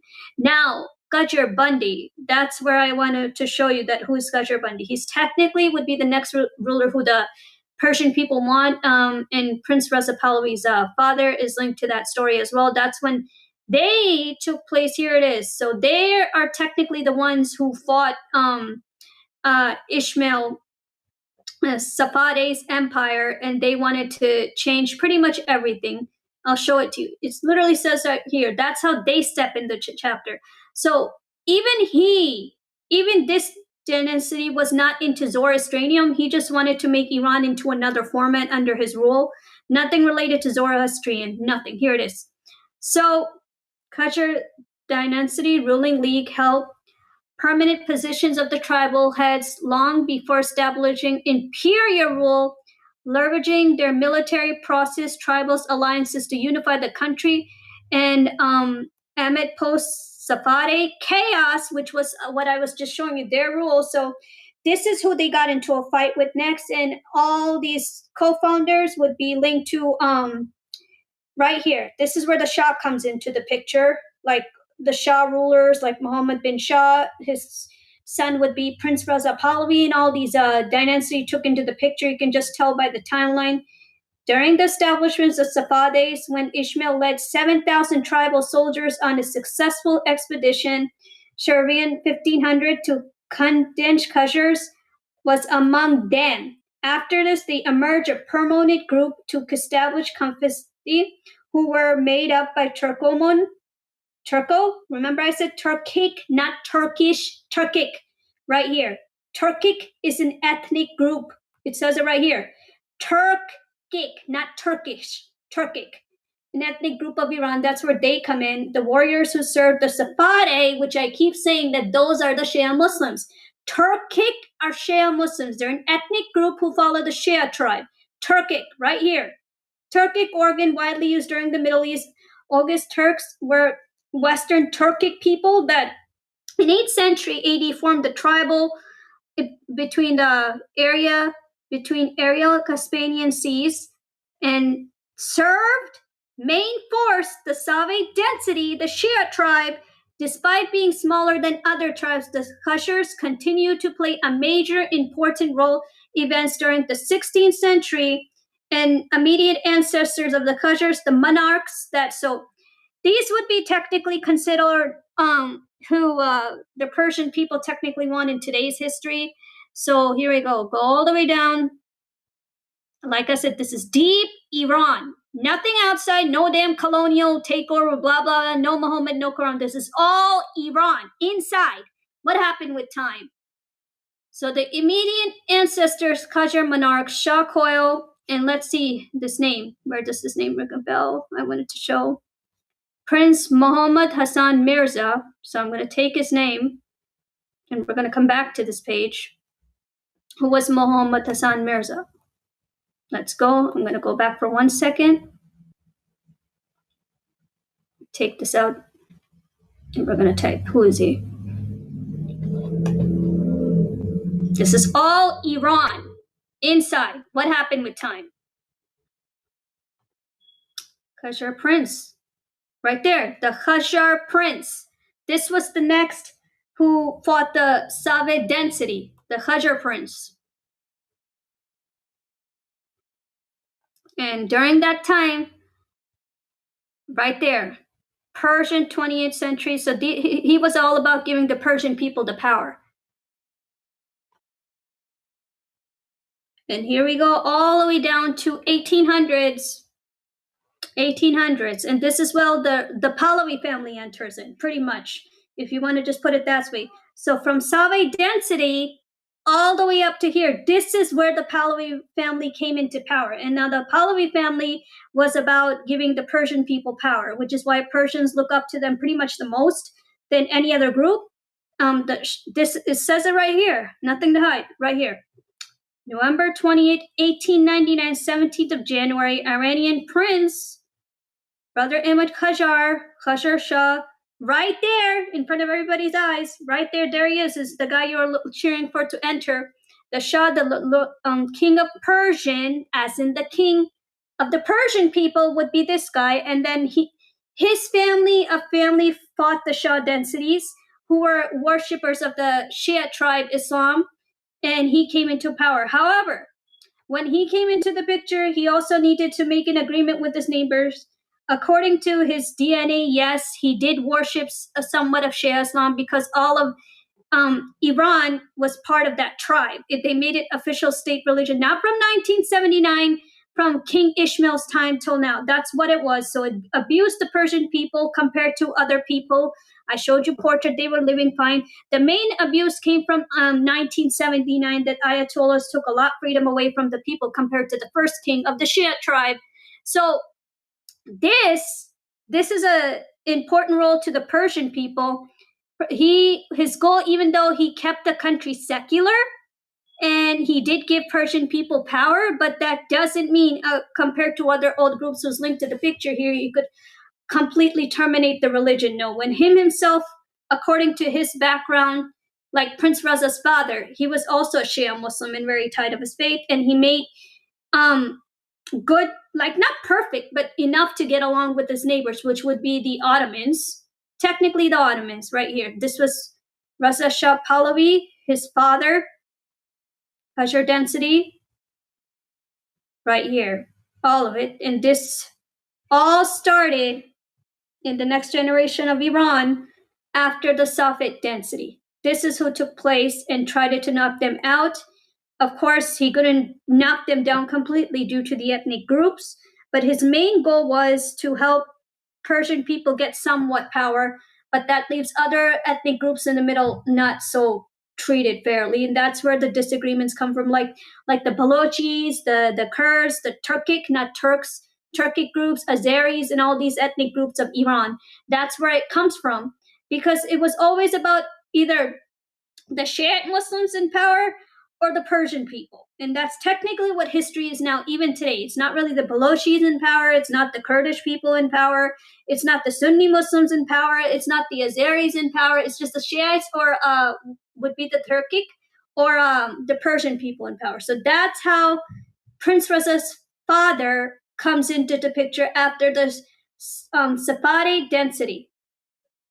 Safavid dynasty had rules, and he didn't like the way they ruled, but he had some different point of views when it came into giving the Persian people power. So back at that time, you were allowed to like dress up how Iranians were dressed. In Ayatollah's time, you could not do those things at all. Ayatollah's things, you couldn't do anything at all. So just like let me put that back. We were reading the Qajar dynasty, which is what these guys are part of, Qajar dynasty. Right here. Royal, see? Iranian royal. Who's the royal family? Everybody knows that. It's the Shah's family. Prince Reza Pahlavi is the royal family. Everybody knows that. So that's when they came into the picture. Before that, it was the Safavid dynasty, the Shia rule, and that's when the royal family came into the picture. The only differences back then is that the Persian people didn't get as much justice, and all the other groups, well, pretty much lived away until Qajar came in. And Qajar's main goal was to make Persian rule. And if you read about the Shah's rule, like Prince Reza Pahlavi's rule, that has some things related to the Kurdish people and a couple of other people, what happened to them that they could tell better. But that's where his stuff comes in. Yes, he calls himself like a Shia Muslim, but he was a secular royal family, and that's how he stepped into the picture. All of it, right here. 1700 to 1925, where all stuff came into the picture, right here. Gain Promonis, Safavid Qajar, early 16th century, Turkoman Qajar tribe, and Confederacy dynasty rule Iran, 1789 until 1925, beginning with the unification of Iran. What would that be? Also known as the regional name of Aga Muhammad Shah, was the founder of the Qajar dynasty. Iran ruling as from 1789 originally, in Aga Muhammad Khan. So all of these is the royal family's history. Qajar's dynasty is the royal family's history when they came into the picture. Before that, it was the Safavid dynasty under the Shia rule. Later came the royal family. I hope people have a better understanding now. So even with the royal family coming back, even after it came back, it still did not go into Zoroastrianism. If people have a better understanding now, that even after that, it didn't really go into any of those things at all. As much as people wanted it to, it never did. Like here it is. I'll share my screen. So Qajar dynasty, just remember that is the royal family who the Persian people want back. That is the Qajar dynasty. Before that was the Safavid dynasty. It outnumbered the Persian people, abused the Persian people, but rest of the people it treated okay. Then came the Ayatollahs in 1979 because they gained power back. Pretty much while living with their Ottoman neighbors, they still gained power back because Ayatollah did take that power. It's all about the reading. So everybody knows that this is the royal family's entry. Iranian royal dynasty. That would be the Prince Reza Pahlavi's family. Before that, it was the Safavid dynasty. And now if you read about a little bit of these things, you will see what good did the royal family bring, how are the citizens treated, and the documentary pretty much showed that how King Ishmael treated his people.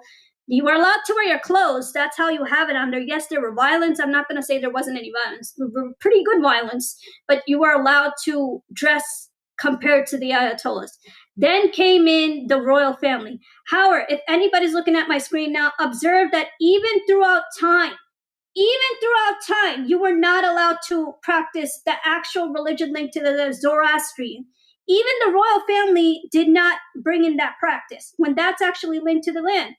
Even after that, that was not allowed. How crazy is that? They say Zoroastrians linked to Iran, but even the royal family did not welcome that religion. Now, I don't know why. I'm willing to type in the question, and people can see for themselves, why did the royal family never welcome the original religion? But even before the royal family, Shia was declared the official religion of Iran. And let's go back, and I'm probably going to type that in. So there's two questions that people would like to see.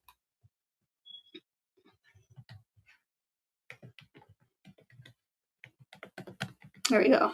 Persia, Iran.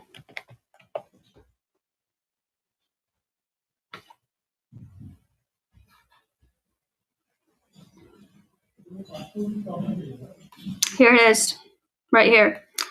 So Khazar dynasty, as in the royal dynasty, which would be the Prince Reza Pahlavi's family, right here. So here it is. Khazar dynasty, known as Khazar, was ruling the dynasty of Persia, and now Iran.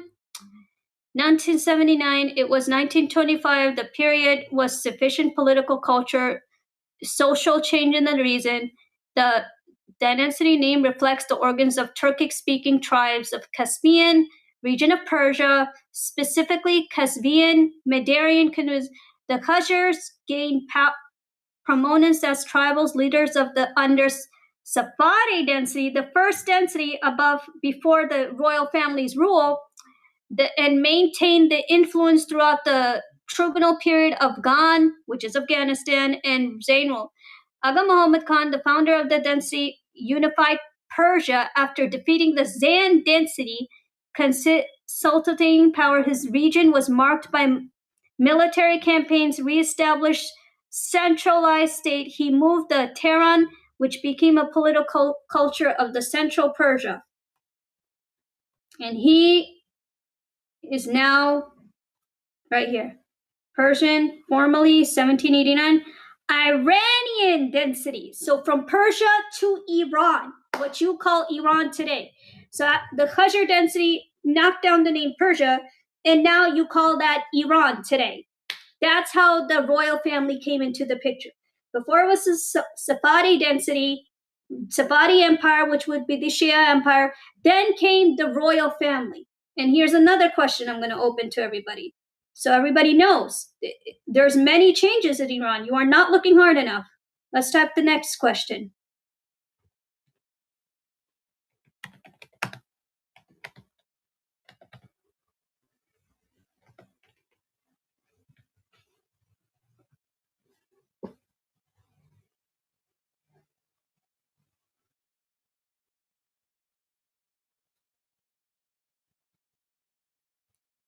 Okay. Explores the Khazar and their governance, strain, culture, country interrelation, eventual decline of their rule. During the 19th century, Khazar dynasty granted extensive concessions. Oh, what the heck happened to my page? What the hell? Okay. British Empire, Russian Empire exchanged all these empires. I keep telling everybody stop skipping the empires and keep saying colonial politics, colonialism. Blah. Talk about the empires who were the under. Exchanged the loans, technical expertise, diplomatic support. Now observe, none of these articles say one damn thing to go back to Zoroastrian. I mean, if you want to check into ChatGPT, last time I looked, that even the royal family had no interest in Zoroastrian. So I even say today that you're looking at it. None of this information has anything to do with going back to Iran's original religion. None of these empires had anything to do with it. So first was the Safavid dynasty Shia Empire, then was the royal empire, which would be Prince Reza Pahlavi's family, part of Iran, and they made Persia into Iran.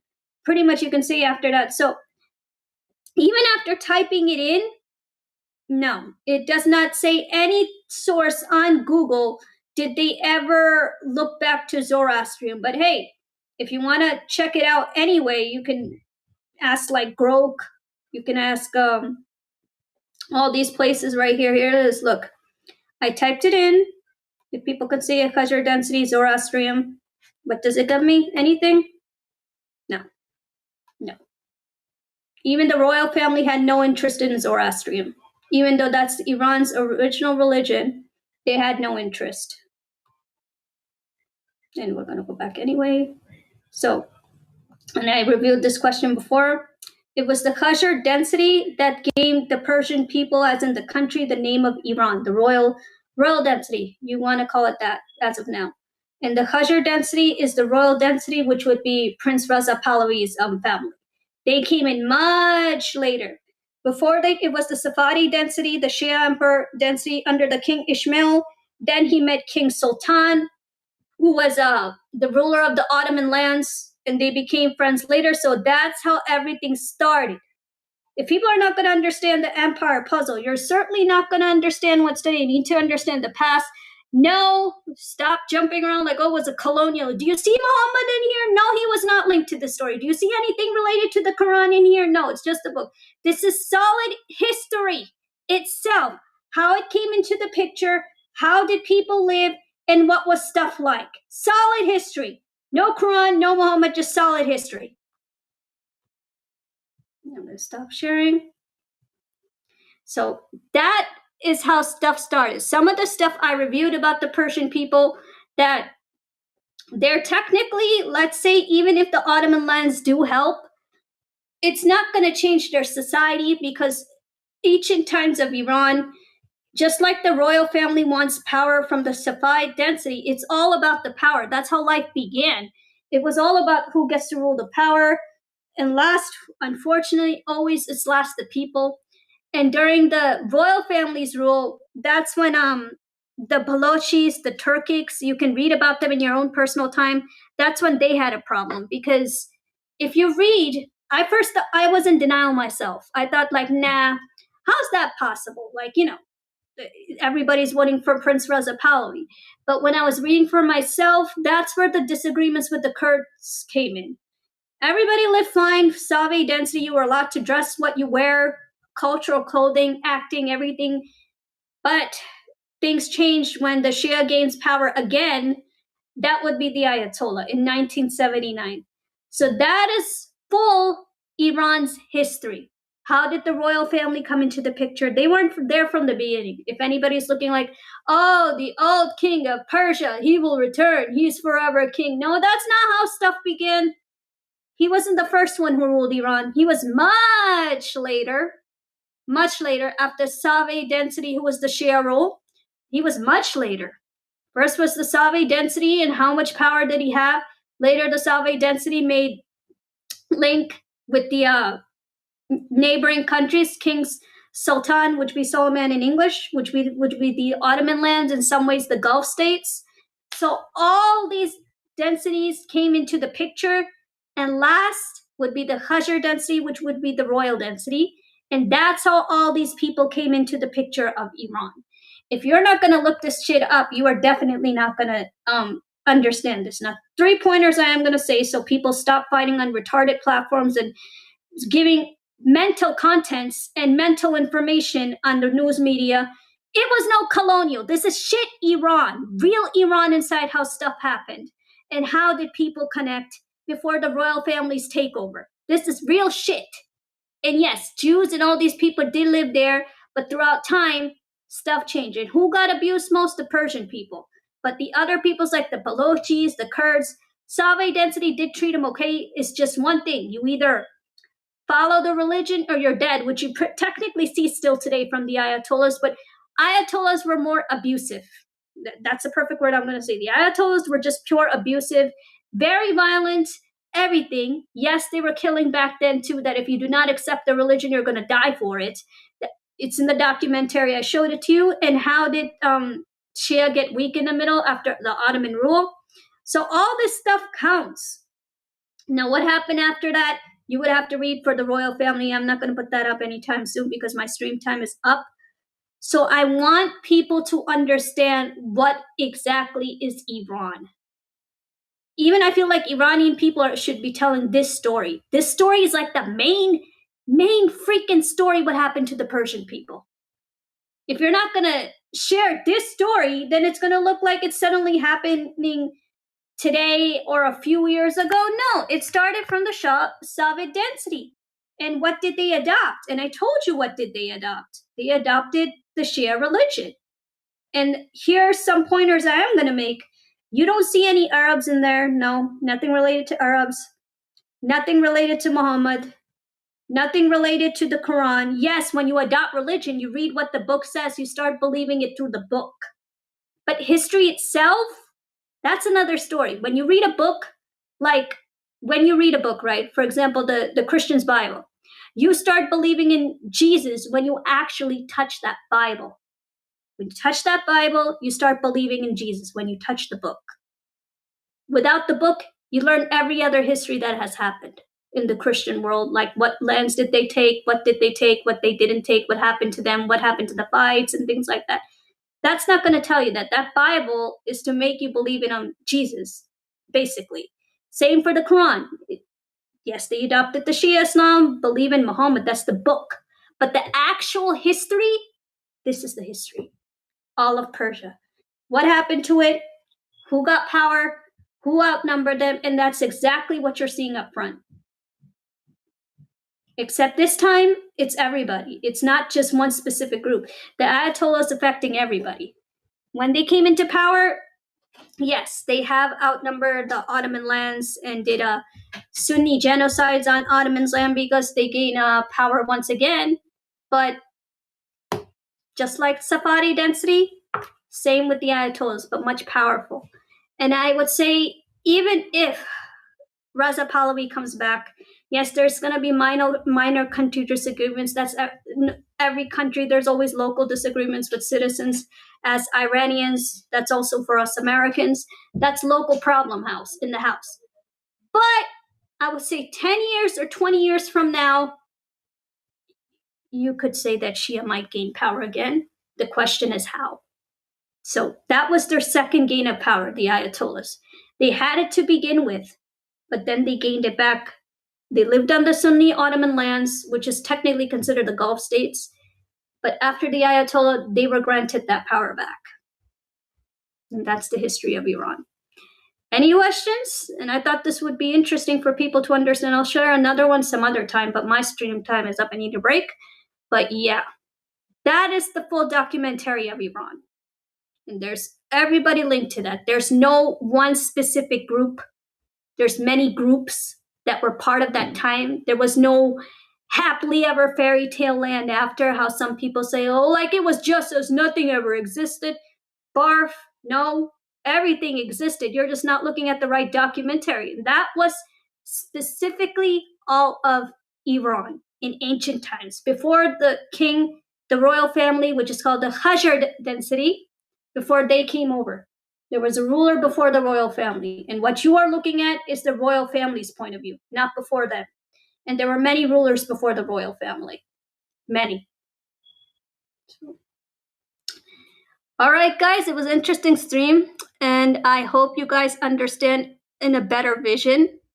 I am going to show more stuff with time, but it's important to understand this history in order to understand Iran. Things didn't happen how people are posting it on X platform. Oh, King Shah's gonna come back. No, he is gonna come back, but history didn't begin with him or his family or his ancestors. No, he was much later. As I showed it to you, he was much later. Before that, there were many other empires above him that he had to outnumber.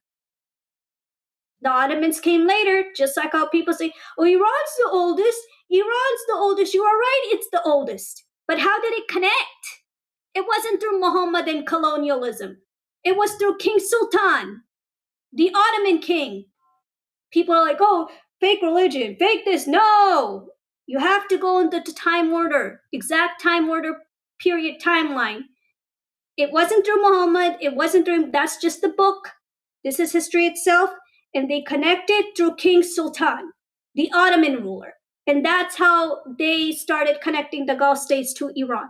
Later came the royal family. The royal family, just like how I showed you. And how far does the Shia Islam go with the people? Very, very long time. They had a civilization linked to the Shia tribe, the 12 Shias. Yes, people died back then too. Anybody who resisted the Shia Islam, you were dead. Same with the Ayatollahs, but much 10 times much worse. So I hope people understand. And it's really important to study all of Iran's wars. If you're not going to look at all of Iran's wars, there were many wars of Iran inside. If you're not going to study those wars, you're not going to understand the differences, the disagreements between the Iranians within themselves. Because Persian is just one ethnic group. It's not all of Iran. It's just one ethnic group, part of Iran. Yes, it started with them, and no, nobody converted. Many groups came to the table. It's all about reading. Who were they? And I told you, Turkics are not Turks. Turks come up from another chapter. They're an ethnic group linked to the Shia tribe. And they're the ones who went against Pahlavi yesterday. They're the same group. Some of these people probably don't even know their own history, but yeah, the Turkic group was always against the royal family because of the Shia tribe, just like the Safavid density. So now you know, and you understand the picture inside versus what you're told outside. That all those 2 videos I showed, that's all Iran. What was it back then and what happened? So take care, guys, and I hope you enjoyed the stream till I show you the next chapter of Iran. But this is a sample. Like I said, whether it's the Bible, whether it's the Quran, you touch that book, you start believing in stuff. But it does not relate to history itself, how people connected, how stuff was made, how ethnic groups connected. That's history itself. There's just no way you can reject it. It's how it's written. Time, all the way down, all the way down. Nothing chopped off. You chop something off, you're not telling history correctly. Because based on fairy tale land stories, there are many other groups that are linked to one story, not just one. Take care, guys.